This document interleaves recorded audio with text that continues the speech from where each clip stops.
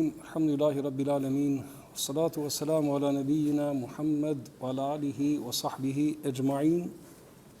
Edhe sot do të vjojmë me shpjegimin e 3 parimeve të Sheikhul Islam Muhammad ibn Abdul Wahhab, erzelallahu lahu al-ajra wa thawab. Dhe ndaluam tek përmendja e ibadetit, adhurimit dhe llojeve të adhurimit,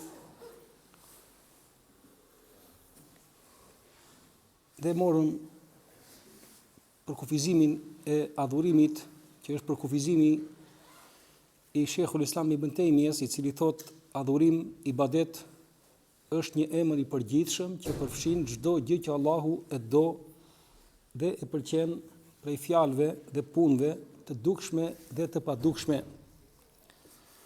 Dhe autori përmendi edhe disa nga llojet e adhurimit, dhe tham dje që disa prej tyre bëhen me fjalë, disa bëhen me vepra,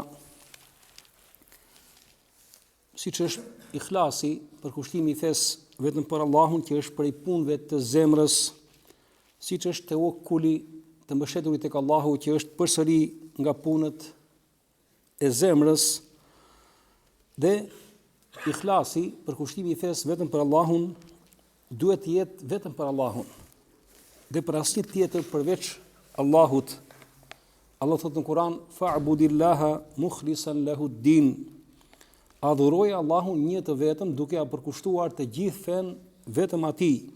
Ela lillahi dinul khalis. Po ashtu thotë në Kur'an, vetëm Allahut i takon e gjithë feja dhe duhet të përkushtohet vetëm për Allahun. Po ashtu thotë në Kur'an: "Qulillaha a'budu mukhlishan lahu ad-dini." Thuaj, Allahun e adhuroj një të vetëm, duke ia përkushtuar të gjithë fen time vetëm atij. Po ashtu të mbështeturit tek Allahu është nga punët e zemrës dhe nuk duhet të jetë për asnjë tjetër përveç për Allahun e madhruar. Po ashtu edhe frika është nga punët e zemrës dhe duhet të jenë vetëm për Allahun, që është frika e adhurimit, se frika është disa lloje. Të gjitha këto janë nga punët e zemrës, dhe ato hyjnë tek llojet e adhurimit. Ka edhe punë që janë të dukshme, siç është kërkimi i ndihmës, siç është po ashtu për punët e dukshme edhe të therrurit, që është përsëri nga punët me vepra, me gjymtyr. Të gjitha këto adhurime dhe ato që i përmendi imami në këtë broshur 3 parimet tek llojet e adhurimit, qofshin ato adhurime me fjalë, me vepra, duhet të jenë të sinqerta vetëm për Allahun e madhruar. Të gjitha llojet e adhurimit, siç Allah thotë në Kur'an: "Ya ayyuhan nasu ubudu rabbakumul ladhi khalaqakum." O njerëz, adhuroni Zotin tuaj, i cili ju krijoi ju, duke ia bërë të gjitha llojet e adhurimit vetëm për Allahun e madhruar. Prandaj kur thot imami men rabbuk, kush është Zoti tënd, do të thotë cili është i adhuruari tënd. Dhe Allah madhruar thot: "Ya ayyuhan nasu ubudu rabbakumul ladhi khalaqakum." O njerëz, adhuroni Zotin tuaj, i cili ju krijoi ju. Adhuroni një të vetëm, pa i bërë asnjë shok dhe asnjë ortak.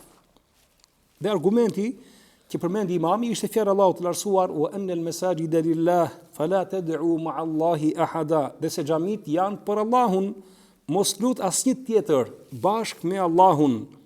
Dhe lutja është adhurimi, siç ka ardhur në hadithin e saktë ku profeti sallallahu alaihi wasallam thotë: "Ad-du'a huwa al-ibadah." Lutja është vetë adhurimi. Pra, të dyja llojet e lutjes, lutja e kërkimit dhe lutja e adhurimit, duhet të jenë vetëm për Allahun e madhruar dhe për asnjë tjetër. Më pas imami thot: "Faman sarafa minha shay'an li ghayri Allah fa huwa mushrikun kafir." Kushdo që vepron një nga këto llojet e adhurimit për dikë tjetër përveç Allahut, ai është idhujtar dhe është i pafe, ai është pabesimtar. Dhe argument për këtë thotë është fjala e Allahut të lartësuar: "O me yad'u ma'a Allahi ilahan akhara la burhana lahu fa innama hisabuhu inda rabbih innahu la yuflihul kafirun. Kushdo që lut bashkë me Allahun një të adhuruar tjetër, për të cilin nuk ka fakt dhe argument, llogaria e tij ka për të qenë tek Zoti i tij, dhe ai nuk i shpëton pabesimtarët. I quajti pabesimtar ata që lutin dikë tjetër bashkë me Allahun, për të cilin nuk kanë asnjë fakt dhe asnjë argument.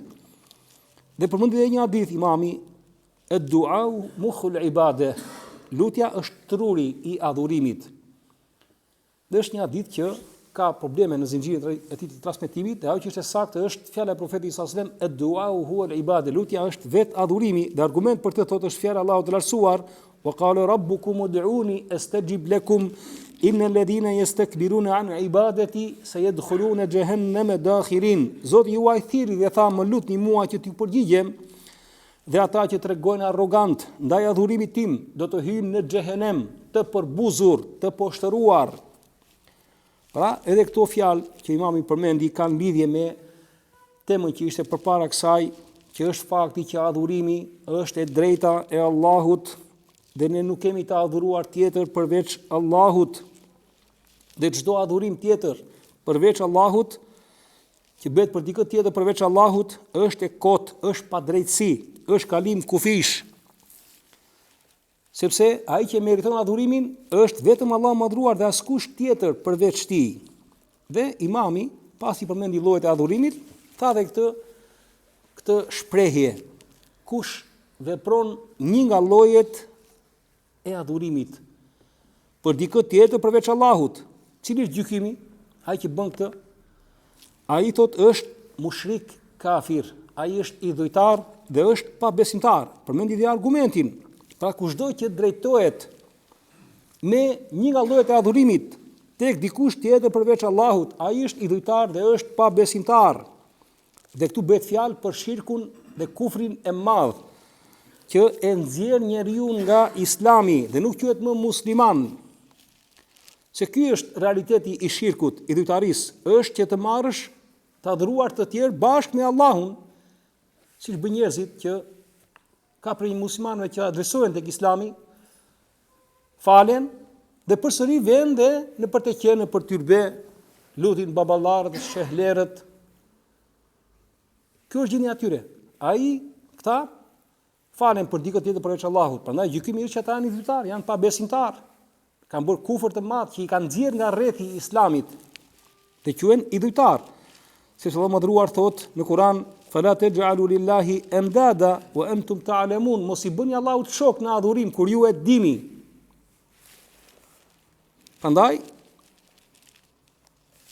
të gjitha këto lloje të adhurimit që imami i përmendi duhet të jenë vetëm për Allahun madhruar, dhe kushdo që vepron njërin prej tyre për dikë tjetër përveç Allahut ka bërë shirk të madh që e ka nxjerrë nga rrethi i Islamit, dhe protagonisti i tyre, i saj, është idhujtar dhe është pabesimtar.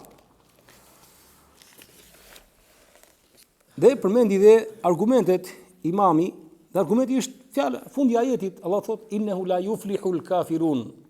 Kushdo që lut dikë tjetër bashkë me Allahun, për të cilin nuk ka fakt dhe argument, ai ka për të qenë në zjarr. Se Allahu nuk i shpëton pabesimtarët, i quajti pabesimtar. Pse i quajti pabesimtar? Për shkak se lutin dikë tjetër bashkë me Allahun. Prandaj shirku është disa lloje. Dietarët e Islamit e kanë ndarë shirkun në disa lloje. Disa prej tyre thonë që shirku është dy lloje, shirku i dukshëm dhe shirku i padukshëm.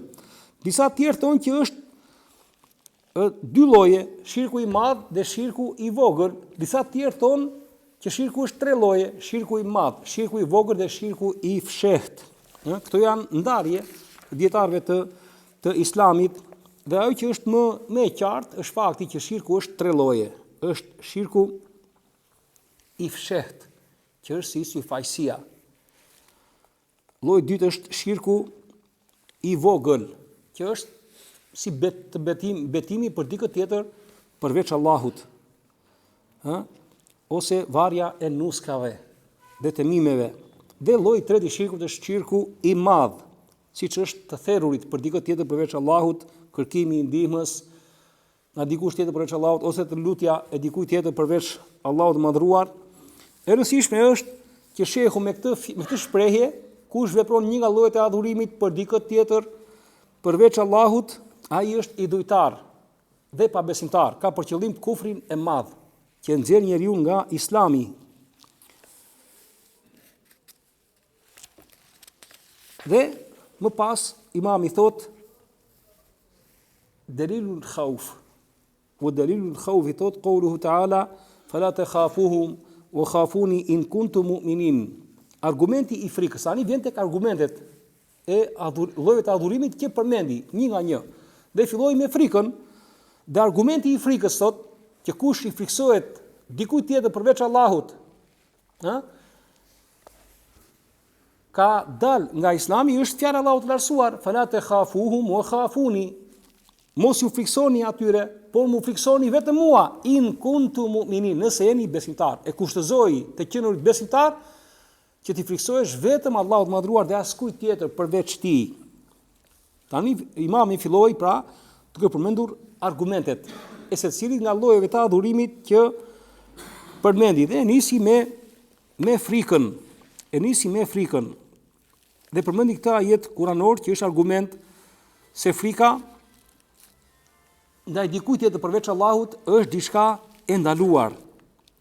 Sepse ne jemi urdhëruar që t'i friksojmë vetëm Allahut madhruar. Dhe ne tham te përkufizimi i adhurimit që është një emër i përgjithshëm që përfshin çdo gjë që Allahu e do dhe e pëlqen. Dhe Allah madhruar do dhe e pëlqen që njerëzit t'i friksojnë atij. Prandaj frika është nga llojet e adhurimit. Dhe ky ajet është argument se Allah madhruar duhet të veçohet me frikën. Ne duhet t'i friksojmë askujt tjetër përveç Allahut madhruar. Dhe ai i cili nuk e veçon Allahun madhruar me këtë lloj, me frikën, ai është idhujtar dhe është pa besimtar. Dhe frika është disa lloje, se dikush mund të thotë që mirë, unë i friksohem diçkaje si zjarri kur vjen, ose ujit për mbytjeve, ose trembem nga akrepi, trembem nga gjarprind, është frikë edhe kjo. Po nuk bëhet fjalë për të lloj frike, nga që frika është disa lloje. Lloji i parë i frikës është frika e lejuar, siç është frika natyrale, që njeriu friksohet nga akrepi, nga gjarpri, nga zjarri, nga gjëra tjera. Kjo nuk e pakson dhe nuk e mangëson imanin, besimin, por është diçka që njeriu e ka në instinktin e tij dhe në natyrshmërinë e tij. Lloji i dytë i frikës është frika që është idhujtari, që është shirku i madh, për të cilin ne po bëjmë fjalë.